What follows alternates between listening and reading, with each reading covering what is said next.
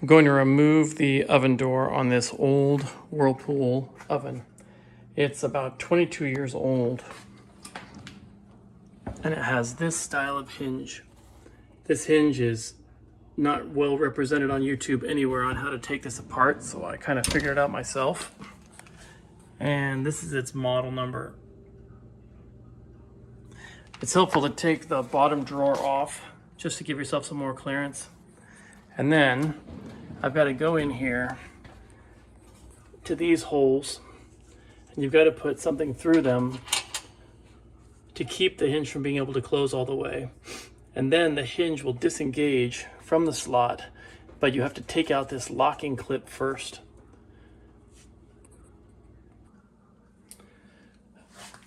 I just got a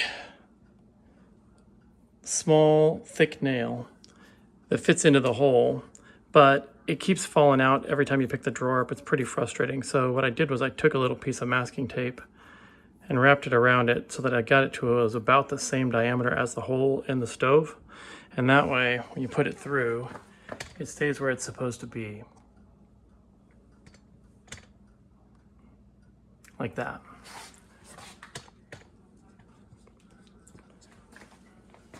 So I put that into the hole so that it stays where it is.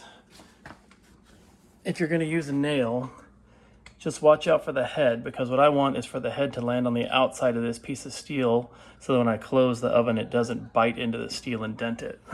The next part is to take out these clips that are right here that keep the hinge from being able to rise up.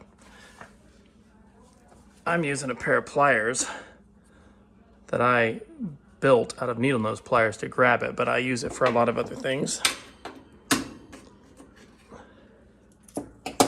So the clip looks like this. It's just a piece of very thin sheet steel. The angled part goes up when you're putting it back, by the way, into the oven. And then the bottom piece just keeps the hinge from being able to rise up. Take that out of both sides.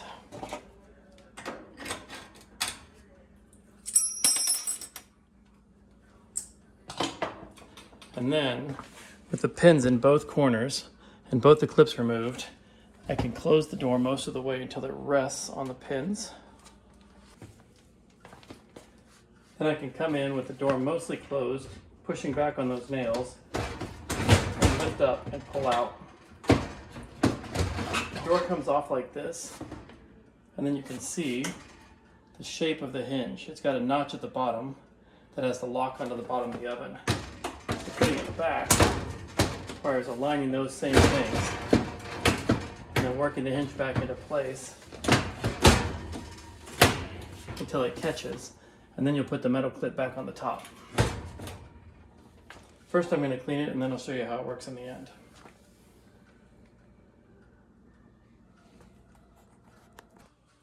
So I'm going to remove it one more time with a close-up view so you can see how it comes in and goes out. The nail's in place, the clip is gone.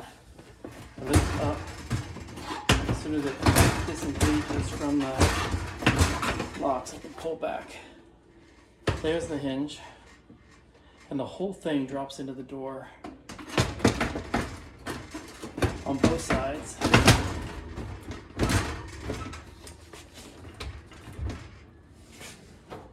And then once it's there, you bring the clip, put it back in the top, and then push it in at the bottom. Right there, it'll snap in and it'll keep the hinge from lifting up again by accident, and then you can take the nail back out. So I didn't clean the door yet, but I wanted to show you how the hinge comes in and goes out, and then I'll go get the rest of my work done.